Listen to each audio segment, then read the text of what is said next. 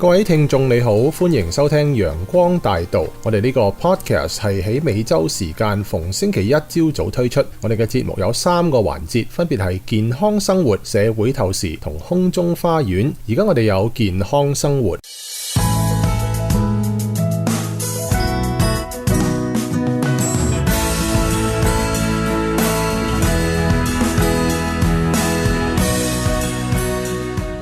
Hello， 各位聽眾早晨。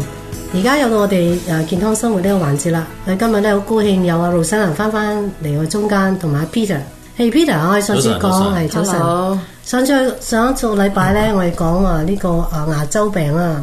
我有一個問題想問你啊。嗱，如果你係普通牙周病咧，你就可以去做呢個 flossing 啊，或者係 deep cleaning 啊、深仔啊。但係如果有啲人咧到某個程度咧，佢根本係疏忽咗，佢又冇去檢查牙齒，到去檢查嘅時候咧就話：哇，冇得救喎，直情 deep clean 都唔掂當喎。咁有咩方法呢個牙周病嘅？即係你意思係隻牙直情要剝咗佢啦，係咪咁嘅意思？係咯，即係話有發炎啊，發炎到冇得救啦。即係你發炎冇得救，就第一樣嘢要搞掂咗發炎嘅問題啦。係咯，發炎嘅問題就係剝出隻牙就發炎冇咗啦。咁之後點辦啊？係咯，冇咗隻牙有個空位。冇咗牙點辦咧？咁咧就而家就要睇睇。通常嚟講有3種嘅 option 啦，3個 option。OK， 咁睇翻舊時嘅最舊嘅方法。最初期嗰個方法咧就係冇咗牙咧就用假牙咯，活動假牙。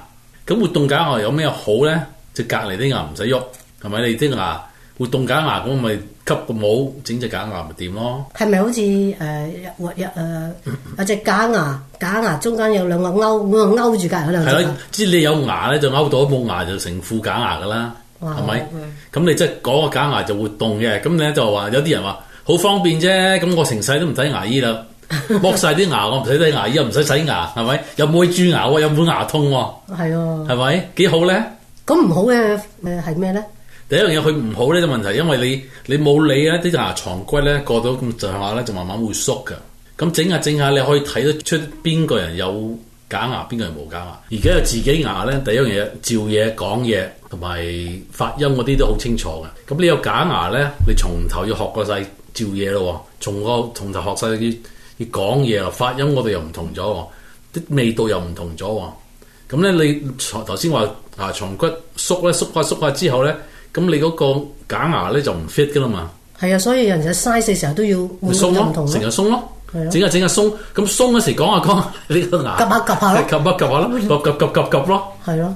所以咧有假牙咧未必係最好嘅方法，因為有假牙咧就一定係好多其他嘅問題，就係冇咗牙床骨。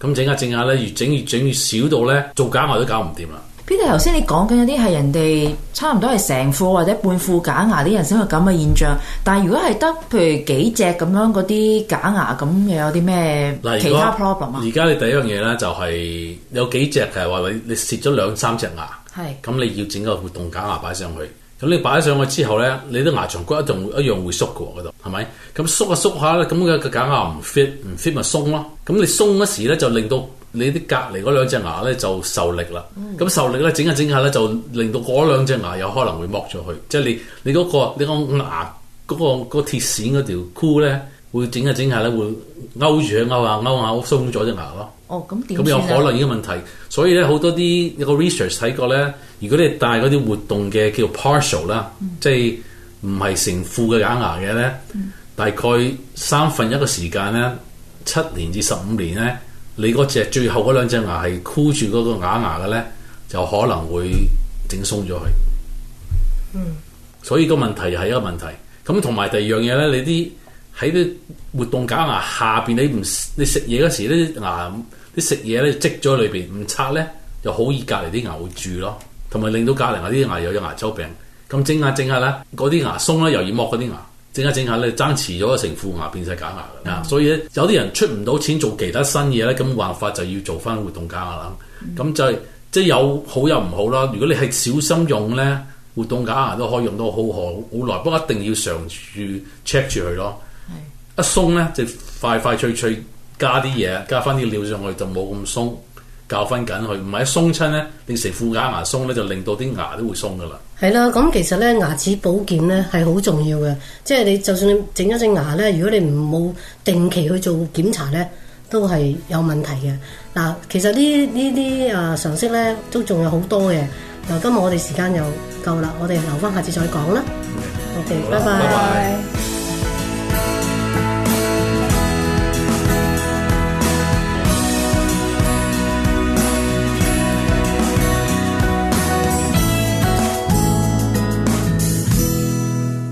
嚟到社會透視嘅時間，我係思熟。咁歷時43日嘅美國聯邦政府停擺 Federal Government Shutdown 咧就終於結束啦。當然啦，聯邦政府 shutdown 咧可以話係有啲家常便飯啦，對一般嘅民族嘅生活嘅影響亦都有限。因為喺美國好多政府嘅功能咧都唔係喺聯邦政府，而係喺州或者再下級地方嘅政府負責嘅。美國嘅州同聯邦政府喺財政上同架構上都係互不隸屬噶，咁聯邦政府shutdown咧就影響唔到州政府嘅。咁而今次可以見到嘅咧，就係聯邦嘅糧食券福利咧係由州政府負責發放啦。咁有啲州政府咧就決定自己暫時先出錢發嗰個 SNAP， 有啲州咧就冇出呢個 SNAP 啦。咁 Federal shutdown 好似唔係太大件事嘅另一個原因咧，就係一切嗰啲必要嘅 essential 嘅部門咧都繼續如常運作嘅，仲係要翻工嘅聯邦僱員咧，今次佔咗全體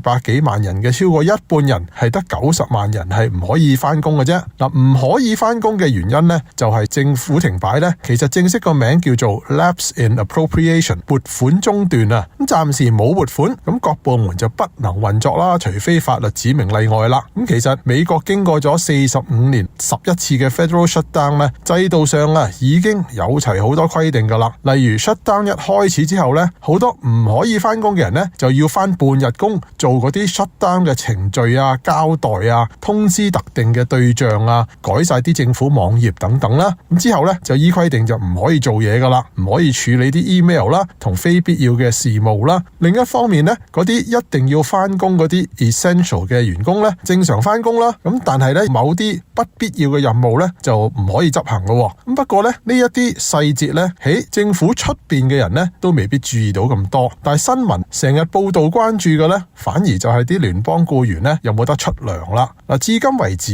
其實每次shutdown之後重開嘅撥款法案咧，都指定人人有糧出噶，唔准翻工嗰啲公務員都會補發原有嗰段時間嘅工資，咁一定要翻嗰啲就冇可能唔出糧噶，因為工都做咗咯。咁所以最近啲新聞咧就話佢哋 working without pay 咧，其實都只係暫時冇糧出啫。嗱，咁如果 shutdown 幾日或者1-2個禮拜咧，可能連正常嘅出糧時間表都冇受到大影響噶。咁但係今次維持咗咁耐啲問題就逐漸開始浮現咯。今次10月1號當日做咗嗰半日 shutdown 嘅工作咧，就已經包括咧就係出糧出到9月30號啦。咁所以10月14號咧，個仍然有大半份1個半禮拜嘅糧出。咁但係去到10月27號咧，就真係冇糧出啦。咁當年最大影響咧就係去到11月10號第二次完全冇糧出嘅時候啦。因為法律規定咧 furlough 期間咧就冇請假呢回事噶。咁於是咧就出現嗰啲必要嘅員工咧，索性就冇翻工嘅情況。咁因為同啲唔翻得工嘅人一樣啦，每次 shutdown 期間咧唔翻工都有糧出，而又唔扣假噶。咁所以今次就更加有人咧係名正言順話，喂，2次冇出糧，我有財政困難，要去揾其他工作，所以唔翻得工。嗱，咁10月底同11月初嗰陣時都係旅行淡季，咁因為 FAA 同機場 TSA 越嚟越多人唔翻工，就出現航班 delay。嗰陣時都仲係小問題，但係大家咧已經想像到咧，哇！如果再第3次冇糧出嘅話，咁就感恩節個旅行旺季又逼近噶咯，交通一定大亂噶。咁仲有好多其他經濟打擊咧，啲恐懼咧就開始浮現啦。咁白宮同國會咧就係因為咁咧就冇辦法唔揾出路，最後就達成協議啦。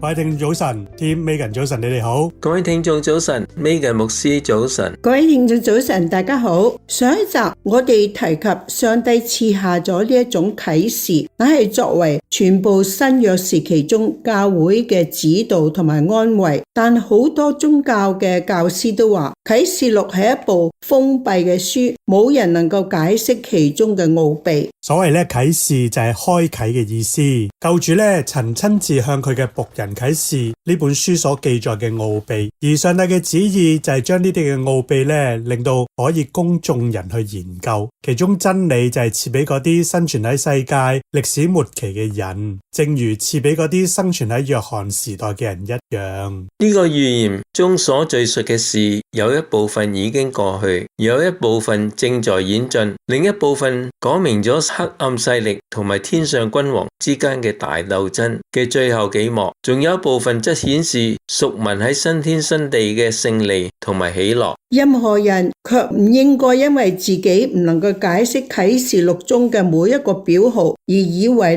自己如果喺呢卷書裏面進行探索，以求明白其中真理嘅意義係徒勞無益嘅。嗰啲將呢啲奧秘啟示俾約翰嘅主，亦都同樣俾每一個殷勤尋找真理嘅人預先嘗到天上事物嘅滋味。凡係敞開心門接受真理嘅人，上帝會使佢哋明白其中嘅教訓，承受主所應許嘅福分。因為上帝咁樣講，念這書上嘅預言，同埋聽見又遵守其中記載的。啟示錄乃係聖經各卷嘅總結，佢亦都係補充但以理書嘅一卷書。但以理書係預言書，啟示錄乃係一個啟示。那被封閉嘅書唔係啟示錄，而係但以理預言中有關末日嘅一段話。天使曾經吩咐但以理話：但以理啊，你要隱藏這話，封閉這書，直到末時。呢個係但以理12章4節話俾我哋聽嘅。但係後來基督卻吩咐約翰將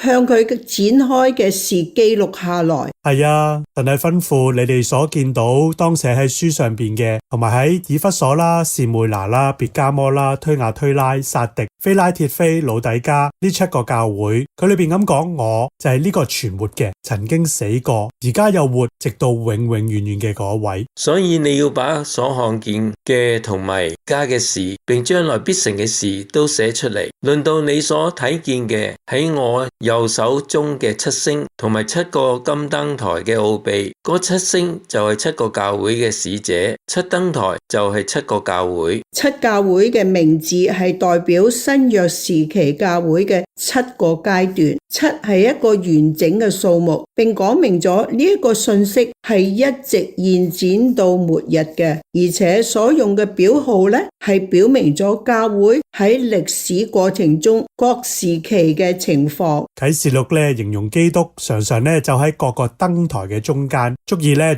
徵基督同埋各個教會都保持密切嘅關係。耶穌經常與佢嘅子民溝通，佢知道佢哋嘅真實情況。耶穌都觀察我哋嘅秩序啦、敬虔啦，同埋我哋嘅忠心。基督固然係天上聖所嘅大祭司同埋中保，但係啟示錄卻形容佢係喺地上眾教會入邊來回行走嘅。佢不息不倦咁樣警醒防守，要睇佢守望者嘅燈光有冇暗淡或者熄滅。如果呢啲燈單單交人按手嘅話，佢哋嘅星星之火勢必漸漸熄滅。各位聽眾，今日時間已經夠啦，我哋下次再分享啦，再見。